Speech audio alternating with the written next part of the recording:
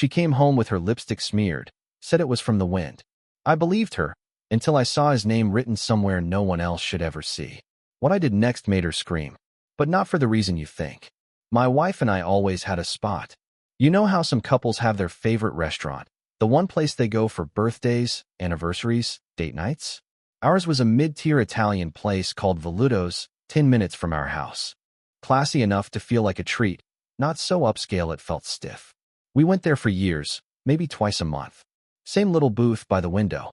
Same 2 dishes every time. She always got the seafood linguine. I got the lasagna and a pepperoni. And she always flirted with the bartender. I used to think it was harmless. Some people are just like that. Friendly, a little too smiley.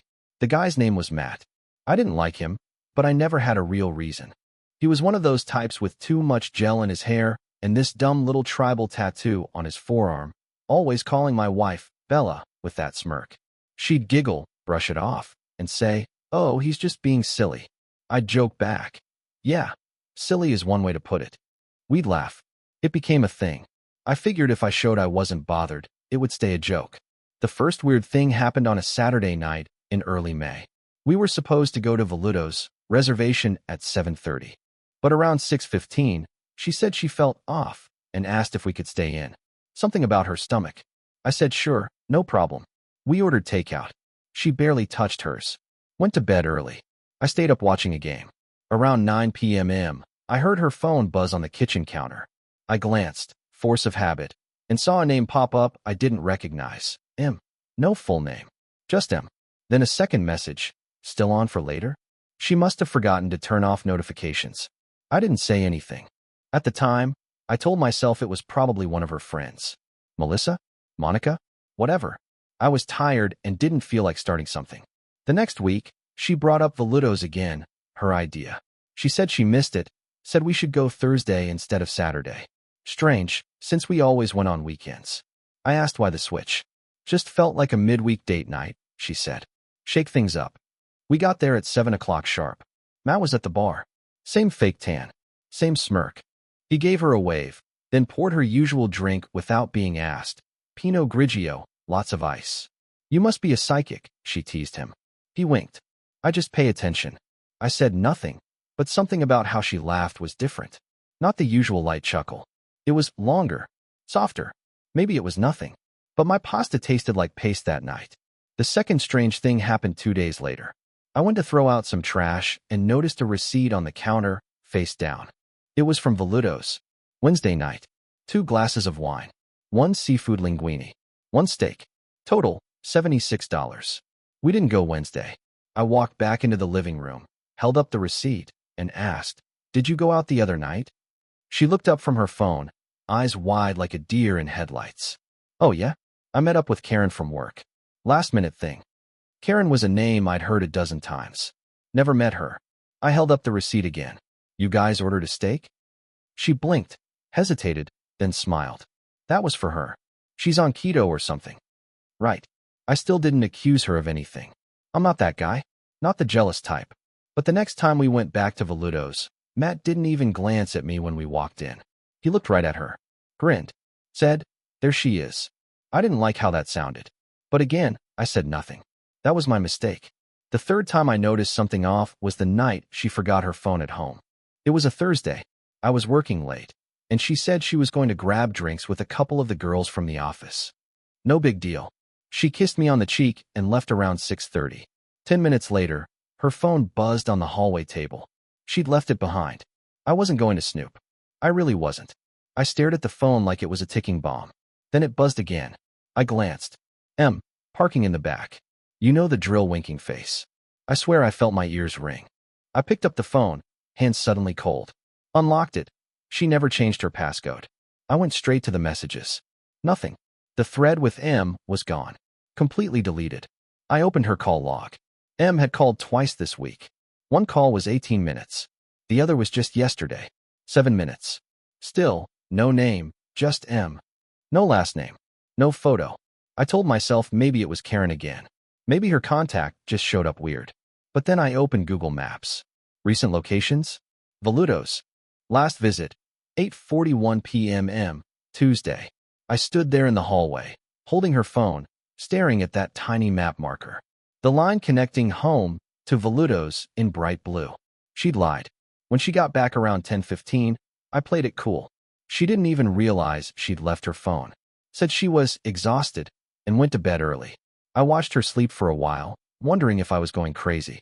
She looked peaceful, innocent. But now every smile, every laugh, every "I love you" felt staged. That weekend, we went to Veludo's again. Her idea. Again. I wanted to cancel. I wanted to say no. But I went, because I needed to see. When we walked in, Matt looked up from behind the bar and froze. He didn't smile this time. Didn't wink. Just nodded. Hey. My wife waved awkwardly. No Bella this time. No long looks. We sat at our usual booth. She picked at her food all night. Didn't finish her wine. Barely talked. I asked if something was wrong. She said, work stuff. Matt kept glancing over. Every time he did, he looked nervous. Like he was waiting for something to blow up. That's when it hit me. He knew. He wasn't just some flirty bartender. He was involved. Deep enough to be sweating bullets with me 5 tables away. That kind of fear only shows up when something's about to come out. When the check came, I took out my card, but Matt came over personally. Not the server. He avoided eye contact with me completely, handed the bill directly to her. It's on the house, he said. What? Why? I asked. He shrugged. Regulars. Bullshit. I watched her face. She smiled too fast, like she was trying to cover up surprise. That's sweet of him, she said as we walked to the car. I said nothing the whole drive home. That night, she showered, got into bed, rolled over and said, I love you. I stared at the ceiling. Didn't respond. The next morning, I woke up to find her phone wasn't on the nightstand.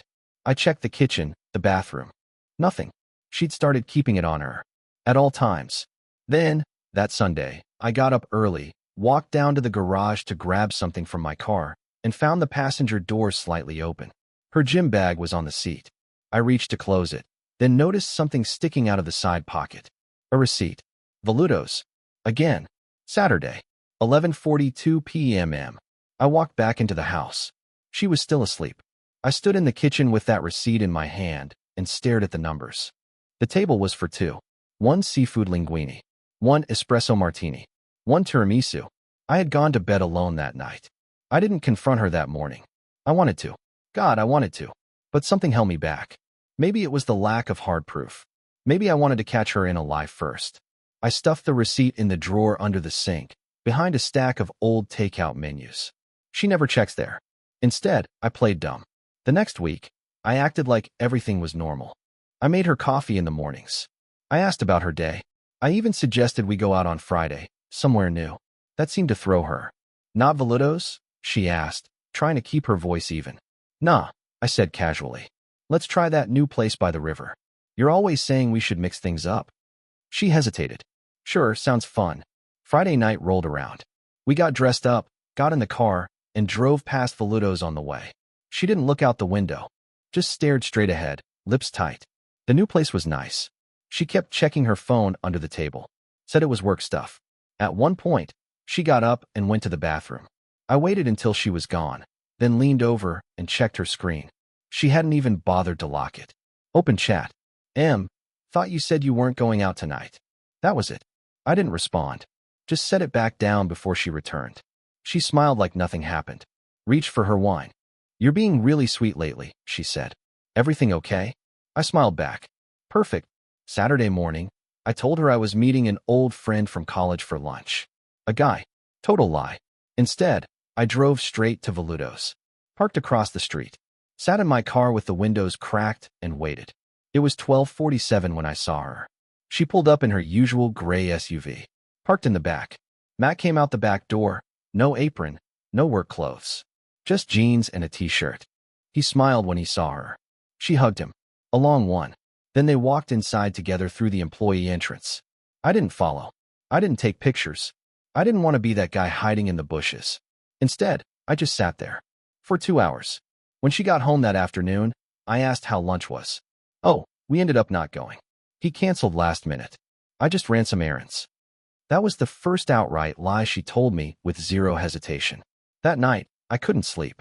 Around 1 a.m., I got out of bed, went downstairs, and pulled out the receipt again. Then the second one. Then the Google map. I laid it all out on the kitchen table like I was trying to solve a crime. Because, in a way, I was. The receipts didn't match anything she ever told me. The visits were always late, always solo. The deleted messages. The change in her behavior. Her sudden clinginess at random times. Her phone never leaving her hand. And Matt. The way he looked at her. The nervous energy when I was around. The free meals. The disappearing act. It wasn't even about the sex anymore. It was the lying. The planning. The cover-ups. And worst of all, she was comfortable doing it. Like this wasn't new. Like this was a system. That Sunday, she suggested we go to Veludo's again. I stared at her. Didn't we just go a couple weeks ago? She shrugged. So? We always go. I agreed. Just to see what would happen. We got there at 6:45. Matt was behind the bar. But this time, something had changed. He didn't acknowledge her at all. Didn't smile. Didn't look up. She noticed. She kept glancing his way. Her mood shifted. She barely touched her drink. Then I saw it. He was wearing a different name tag. Chris. I blinked. Later, I asked the waiter, casually. Hey, where's Matt tonight? The waiter frowned. Matt? Oh, he doesn't work here anymore. Got fired last week. I kept my face neutral. Oh yeah? For what? Not supposed to talk about it. But, drama with a customer. I nodded slowly. My wife sat frozen, fork in midair. She barely said a word during the rest of dinner. Her eyes were locked on her plate, but she wasn't eating, just poking at her pasta like it was moving. I could see her brain spinning. She didn't ask any more questions about Matt. Didn't offer any comments. Just silence. I, on the other hand, was calm. Too calm. The bill came. She snatched it before I could reach. I've got it, she said too quickly. All right, I said, smiling. On the ride home, she kept checking her phone, then setting it down, then checking again. I watched from the corner of my eye. She wasn't texting. She was waiting for something. That night, she pretended to be tired again and went to bed early. I stayed up, made a cup of tea, and sat at the kitchen table alone. Then I heard it. Quiet footsteps upstairs. Her voice. Whispering. I stepped over to the bottom of the stairs. No, I didn't know, she hissed. He didn't say anything. It was just a normal dinner. Pause. No, I don't think he knows, okay? Just relax. I'll figure it out. Click. When I came up the stairs 2 minutes later, she was lying in bed, reading. You okay? I asked. She jumped. Yeah, just couldn't sleep. I nodded. Me neither. I climbed into bed beside her. She shifted away, like she always does when she's guilty. I didn't push. I wanted her to stew. The next day, something changed. She was overly affectionate. Made me coffee. Kissed my neck in the kitchen. Even wore one of those outfits I used to compliment her on years ago. It felt fake. Forced. Later that night, I tested something. I told her I was going out for a drink with one of my old co-workers, Mike. Her eyes narrowed for a half second. Who's Mike? You met him once. Tall guy. Red hair. She nodded slowly. Right. Okay. Have fun. I didn't go out. I just drove around. Grabbed a sandwich. Parked down the street from our house. At 9:26 p.m., her car pulled out of the driveway. She was alone. I didn't follow. I didn't need to. At 11:51 p.m., she came back. When I walked in later, she was on the couch watching TV.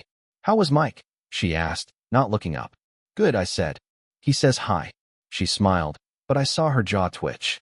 That night, I got up at 2 a.m. and checked her phone again. It was under her pillow, locked. I gave up and went back to bed. The next morning, she suggested a weekend getaway. Just the two of us, she said. Cabin up north. No phones. Just us. The panic was showing. I played along. That sounds amazing. That evening, I went down to the basement to grab some laundry and tripped on one of her old handbags shoved behind the hamper. Out of habit, I checked the pockets. Inside was a folded piece of notebook paper. I opened it. At the top, Matt's schedule. Monday off. Tuesday, 3 to 11. Wednesday off. Thursday, 3 to 11. Friday, 5, close. Saturday, 12, close. Sunday, 12 to 8. In her handwriting. I stood there for a solid minute, heart pounding, not with shock anymore, but with clarity.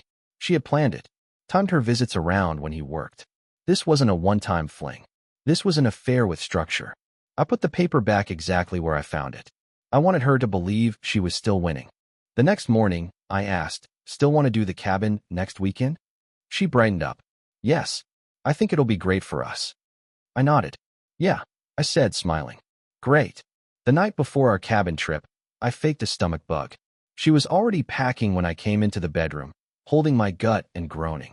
I think something I ate is trying to kill me, I said, collapsing onto the bed. Her face dropped. Are you serious? I've been in the bathroom all day, I moaned. It's bad. She hovered for a second. Well, should we postpone the trip? I watched her eyes carefully. No, it's fine. I waved it off weakly. We'll just do it next weekend. She sat down on the edge of the bed. Okay, do you want me to stay home tonight? Take care of you? I gave a small smile. Nah, you've been looking forward to it. Go have dinner with Karen or someone. I'll survive. She hesitated again, then nodded. All right, text me if you need anything. I didn't. She left around 7:15 p.m. By 7:40, I was in my car, parked 2 blocks down with the lights off. At 8:03, she pulled into Veludo's back lot. I didn't need to follow her. I didn't need to see them. I'd seen enough already. But I waited. At 9:19, a black car pulled into the lot. Someone got out, definitely not Matt. A younger guy? Tall, dark hair, hoodie. She came out 5 minutes later and got in his car. They didn't leave. They just sat there. Lights off. 10 minutes passed. Then 20. Then 30. I don't know what they were doing. Talking. Kissing. Fighting. I don't know. At 10:07, she got out, walked back to her car, and drove off. She got home at 10:24. I was back on the couch pretending to nap. She kissed me on the forehead and said, "How are you feeling?" "Better," I muttered. "Thanks." She went to the bathroom. I heard her shower start. Long one. I stared at the ceiling. So it wasn't just Matt. It was someone else now. Or maybe it always was. Was Matt just the decoy? That night, I couldn't sleep. I got up around 3 a.m. and opened her laptop. She'd left it on the kitchen counter. I searched her browser history. It had been wiped clean. Every single time. The next morning, she made pancakes. Wore my shirt. Acted like everything was fine. But something was shifting in her. She was nervous. Too nice. Overcorrecting. I pretended to appreciate it. The next few days were a blur of fake smiles and forced conversations. She started initiating intimacy again. More than usual. Like she was trying to convince herself, or me, that everything was okay. Then, Tuesday afternoon, I came home from work early. She didn't hear me come in. I heard her in the kitchen, whispering. I stopped in the hallway and listened. I know. He almost caught me the other night. We need to slow down. No, I said I'd handle it. Just stop calling when I'm home. Pause. Yeah, I miss you too. I'll figure something out. Click. I stepped into the kitchen. She jumped, spun around, phone still in hand. You're home early, she said, forcing a smile. Yeah, I said, grabbing a bottle of water from the fridge. You were talking to someone? Oh, Karen. She's dealing with this whole HR mess at work. Total disaster. I nodded. Cool. She stared at me like she was waiting for me to say something else. I didn't. Just walked past her, kissed her on the cheek, and said, I'm gonna shower. She looked stunned. Like she'd expected a fight. But not yet. I wasn't ready to give her that. She needed to sweat. That night, she brought up something I didn't expect. Hey, random question, she said, staring at the ceiling in bed. Shoot, if I ever made a mistake, like a really big one, would you still love me? I turned and looked at her. Why? I asked. She shrugged. Just wondering. I didn't answer. I rolled over and went to sleep. But my heart was pounding the whole time. 3 days after her what-if question, I got a call from someone I hadn't spoken to in almost a year. Kevin, an old friend of mine who used to bartend at Veludo's before Matt. He sounded weird on the phone. Not small talk weird. Guilty weird. You free to grab a beer tonight? He asked. Sure, I said. What's up? He paused. I probably should have called you sooner. That was enough to get my attention. We met at a dive bar across town. He looked rough, like he hadn't slept. Sat down, ordered a double, and got straight to it. Look, I didn't want to be the guy to say anything, he started. I figured it wasn't my business. But I can't sit on this anymore. He told me that Matt had been talking. A lot. To the wrong people. Apparently, Matt had been bragging for months that he was bragging about being involved with a regular customer's wife. Claimed it was some big secret affair. He didn't name names, but Veludo's wasn't exactly a busy spot. Everyone knew who the regular couple was. Kevin put it together months ago, but he wasn't close to me anymore and didn't want to stir the pot. But now, apparently, Matt had gotten into a fight at work. Not with staff, with another guy. According to Kevin, it happened the week before Matt got fired. Some guy showed up during Matt's shift, waited for him outside, and confronted him. They exchanged words. Shouting. Almost came to blows. The manager broke it up, told Matt to go home. The next day, he was fired. Kevin didn't know who the other guy was. He hadn't seen it himself. But apparently, the whole staff was buzzing about it afterward. I asked him one question. Was she there? Kevin nodded. She left through the back door? Real fast. That was the missing puzzle piece. There had been another guy. Maybe the one I saw in the black car. Matt wasn't just her fling. He was part of a triangle, or maybe a chain. I drove home that night with my head spinning. The ground was shifting under me again. What started as a suspicion was now evolving into something more chaotic. It wasn't only about her breaking my trust. She was lying to multiple people at once. When I got home, she was asleep on the couch with her laptop open. Netflix on pause. A half-eaten bowl of popcorn next to her. I looked at her face. Peaceful. Fake. The next morning, I acted like nothing had changed. We had coffee together. She talked about wanting to repaint the guest room. Asked if I'd want to refresh the space. I said sure. Then I went into the garage, pulled out a cardboard box, and started filling it with the receipts, the schedule, and a copy of the text she sent that night. Yes, I had screen grabbed it. The one where she told someone he almost caught me. I was getting ready. The confrontation was coming. I didn't know when, but soon. That weekend, she suggested we go to the lake house her cousin owned, just the two of us. It'll be quiet, she said. We need that. I said yes, but I had one condition. Let's leave our phones off. She hesitated. What if someone needs us? They won't. Just for 48 hours. No distractions. She agreed, reluctantly. We drove out Saturday morning. 2 hours in the car. She sang along to old songs. Held my hand. Acted like everything was perfect. At the lake house, she unpacked quickly. Made drinks. Tried to be flirty. I played along.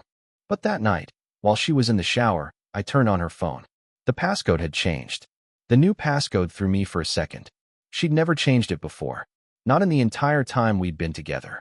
But now, suddenly, in the middle of a so-called romantic getaway, I stared at the lock screen. Tried the usual ones. Birthdays, anniversaries, her old phone pins. Nothing worked. Then I noticed something. A notification preview. Missed call. M. Even with her phone locked, the name showed up. He was still calling her. Even now. Even here. I set the phone back down exactly how I found it, screen facing up, just like it was before she got in the shower. She came out 10 minutes later wrapped in a towel, hair wet, smiling like nothing had happened.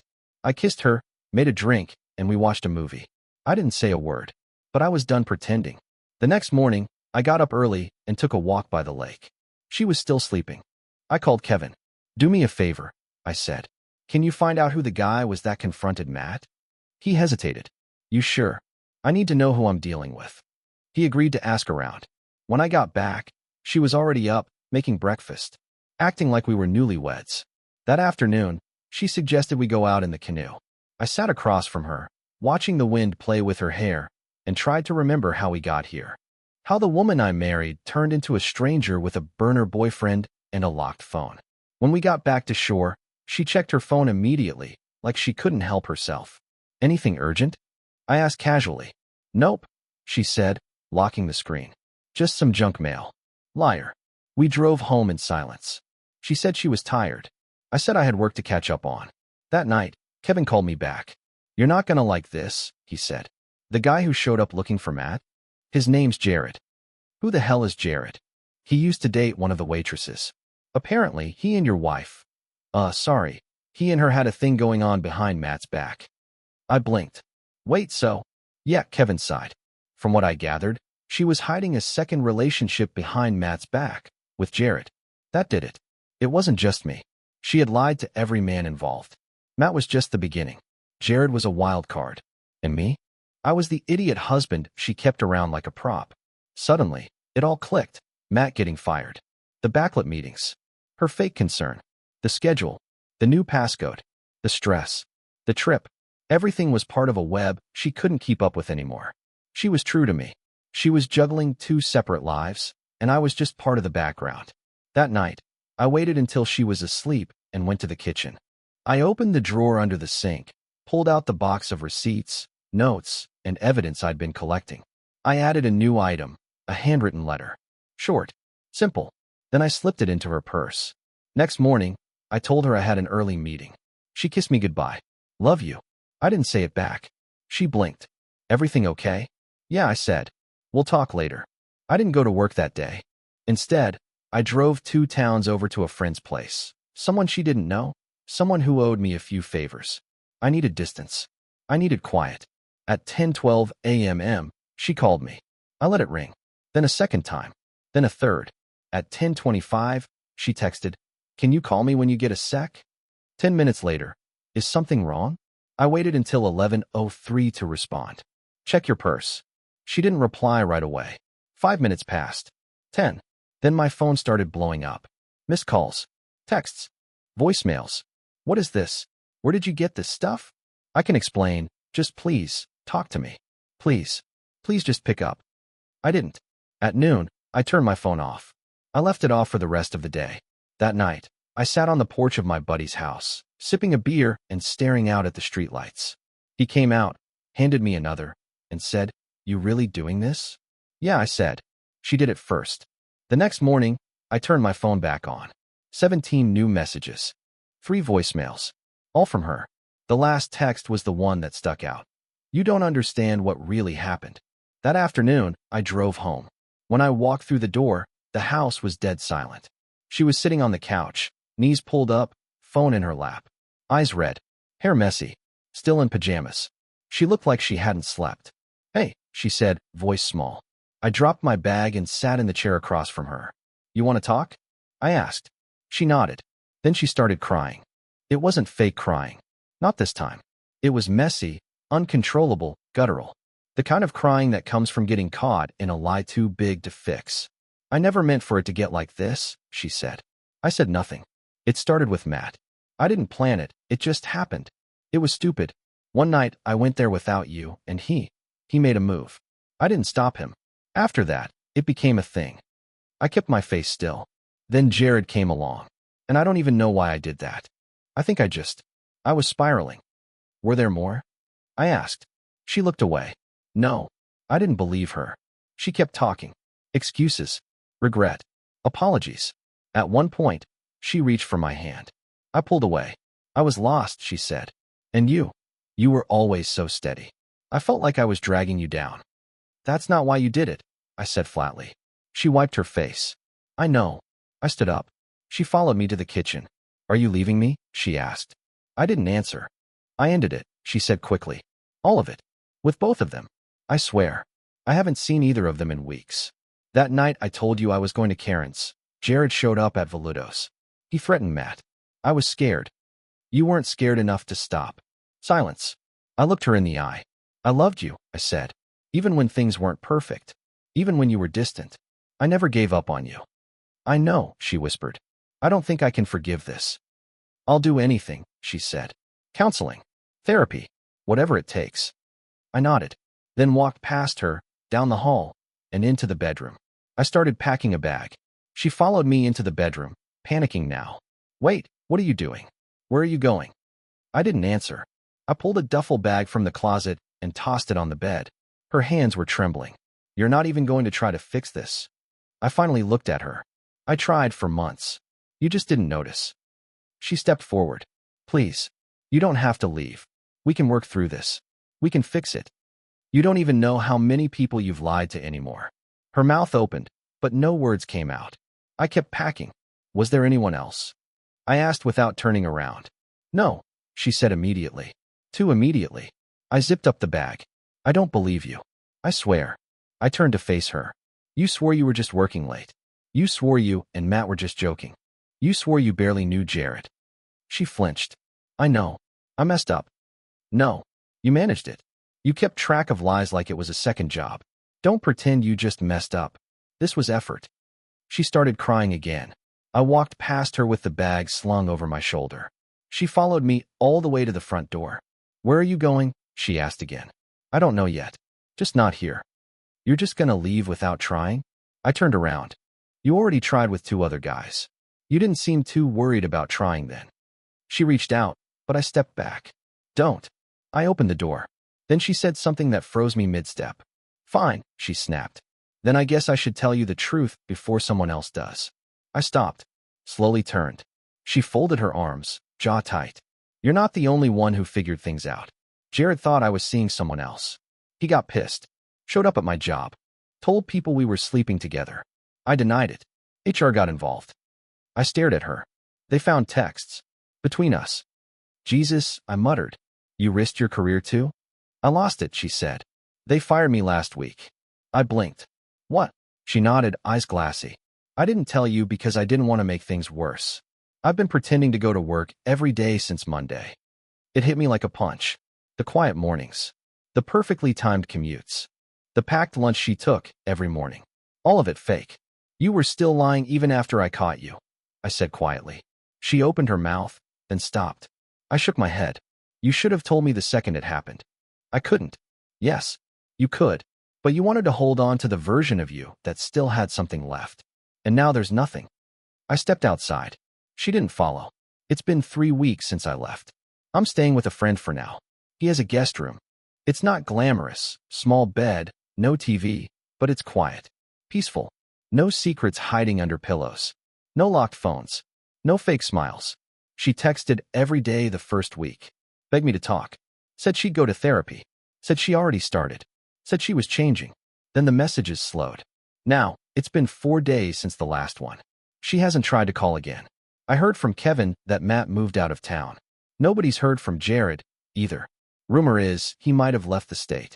Burned everything in one blow-up. Seems like the whole messy triangle collapsed in on itself. Good.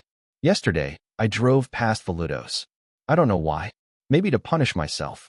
Maybe just to put a period at the end of the sentence. I parked across the street. It looked the same. Still had that dumb chalkboard out front with pasta night specials scrawled in crooked letters. Still had the same tired curtains in the window. But the booth was empty. Our booth. I went in. The hostess looked up and said, "Table for one?" I hesitated, then nodded. Yeah. She sat me by the window. Not the same booth. I didn't want that. I just needed to see it one last time. When the server came, I ordered the lasagna and a pepperoni. The same thing I always got. The food tasted exactly the same. But I didn't finish it. Halfway through, I set the fork down and just sat there, staring out the window at the street. That booth would always be there. But she wouldn't be. I don't think I'll ever come back. When I got home later that night, I opened my phone and started drafting a message. Just a few lines. I almost hit send. Then I deleted it. She already knows everything she needs to know. I don't need closure. I wasn't looking to get even. I just wanted peace. I don't even need an apology anymore. All I needed was to walk away before the version of me I used to be. The version that trusted too easily, forgave too quickly, looked the other way too long, was gone for good. She always wanted to go there. Now she can. Alone.